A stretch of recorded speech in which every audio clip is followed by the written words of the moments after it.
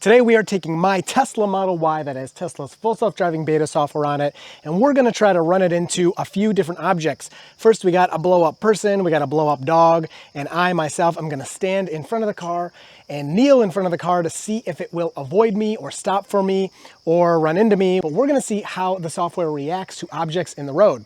Now, a little bit of background on why exactly we're doing this. Some guy named Dan made an ad showing that full self-driving beta will hit children. He used little mannequins, and unfortunately it was highly edited. It was about 240 pixels. It was very blurry. You couldn't see much. And also in a lot of that ad, you could see that beta was not even active. Now, he did release more footage showing it was active, blah, blah, blah. But the car actually showed some warnings down there in the bottom left that because of the low resolution, you couldn't read. So we don't know what the warning said, but I have some guesses. They probably said something like your foot's on the accelerator, so the car's not gonna brake, but we don't know. That's just me guessing. Now, a lot of people have been testing this out and seeing that the car does stop and avoid objects and do those types of things.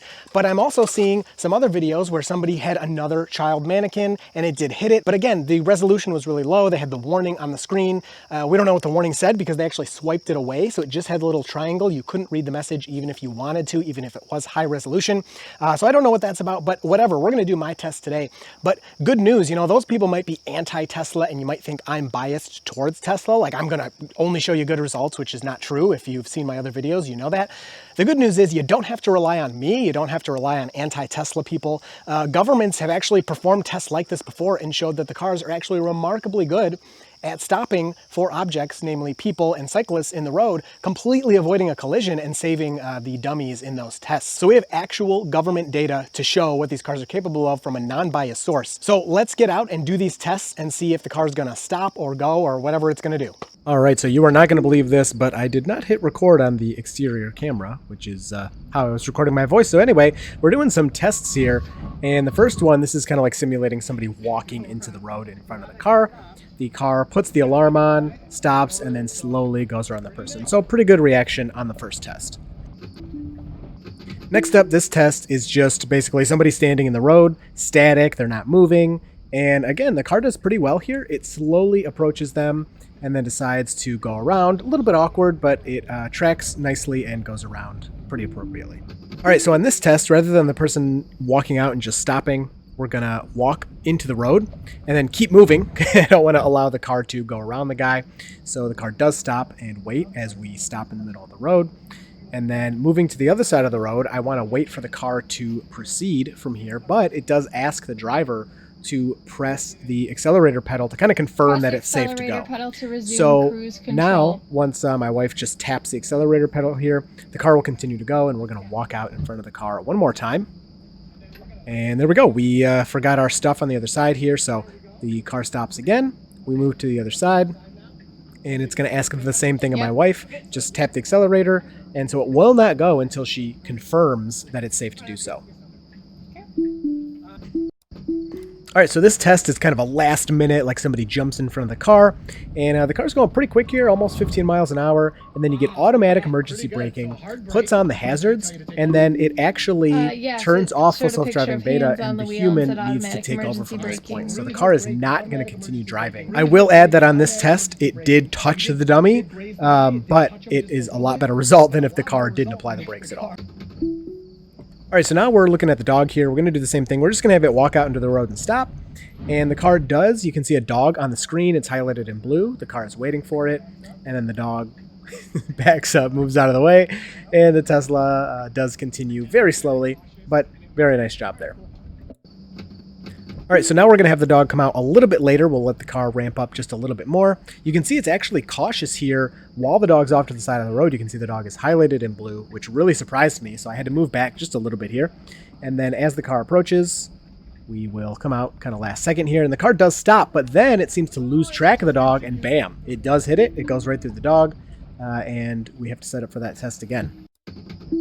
So here we go. We're doing the same test one more time. We're going to leave the dummy out there in the road. And I believe what's happening, I don't know for sure, but my guess is that because it's low to the ground, the car sees it and then maybe loses track of the dog and continues through. It kind of like basically forgets it's there. So again, just a guess on my part, but I think that's why it goes through the dog here once the car is too close, that you can see happening one more time.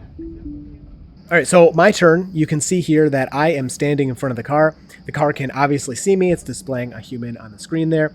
I'm getting down on my knees to kind of simulate the height of a child. So, of course, there's smaller children than this, but I'm not going to put an actual child in front of a car. You never know, even if the human makes some kind of mistake and presses the pedal. It's just not worth it, in my opinion. So, I am just volunteering here. So the car's not seeing me right now, but as I move out in front of the car, and this destroys my knees, by the way, the car can see me. So even though I'm shorter, I'm not an adult size, the car is putting me on the display there. So not bad. If I duck down, I'm surprised at this point the car can still see me. But if I duck down a little bit more, I'm gone.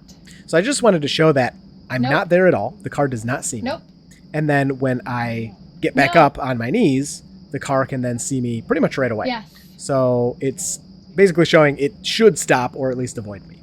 All right, so here I go. Now I am going to walk out in front of the car. It's obviously displaying me. We'll see what it does. If it stops, goes around me.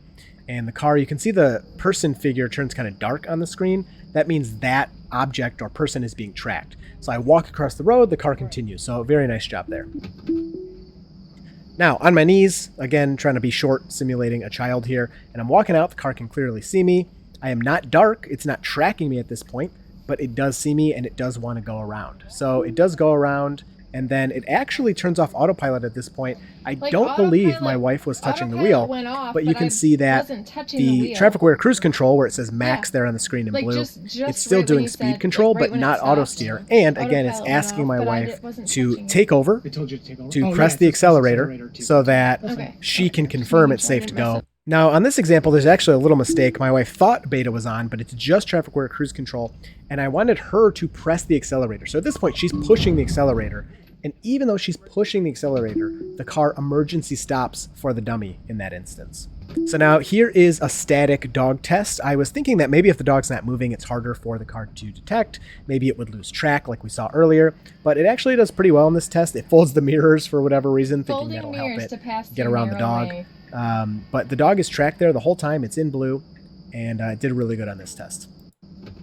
So one more time, static dog. Again, I was thinking that this was going to be tougher for the car, that it would maybe not see the dog and not go around or something, or maybe bump it again or hit it, but it did not. It tried to avoid it. Again, a little awkward with the dirt road and all that, but really not that big of a deal. It avoided the dog and continued going forward.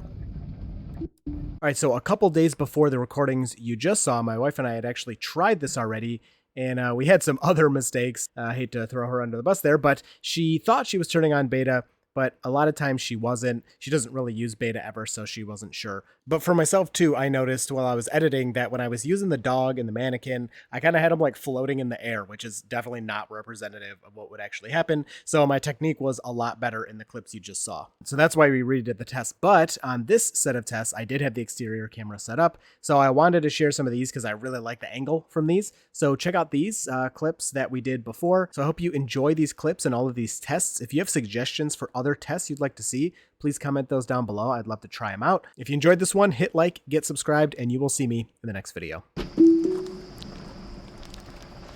All right, I got the longer stick on for this guy. I'm gonna keep him to the side of the road. And then as the car comes up, wow, yeah, it brakes pretty hard. And it's kind of doing that awkward thing where it starts to go. So we go to the other side, and then let's see. On the other side of the road here. And the car continues, and we go back. We forgot our wallet. Oh, and a heart, was that you? That was all beta, sweet, all right. Beta's on. All right, so I'm a kid. Oh, this hurts my knee so bad. It sees you, it's stopping. Okay, did it stop? Oh, it's folding the mirrors. What is it? It's trying to fly away.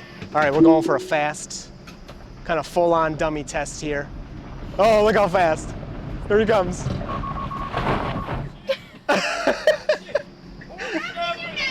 Look at it go. Look at it. It's gonna go around. No, hit me. Hit me. Hit me. Hit me. Okay, so now that this guy's getting deflated, now that Stephanie's more comfortable, she's good going a little faster. So we're gonna let it go a little bit and let it slam into this guy, if it does or if it stops. So this guy's crossing the street. The car's going pretty fast. It hits the brakes hard. I mean, it's not joking around with that. So let's let it get a little closer, and we're gonna whip this guy out there like this. Didn't touch him. That is impressive. I mean, it's maybe 1.5 feet you have left before it touches them. That's pretty good. Oh, it shuts everything off. So beta is gone when that happens. It was gonna try to go around him, yeah. and that Yeah. there in my face, it shut everything down.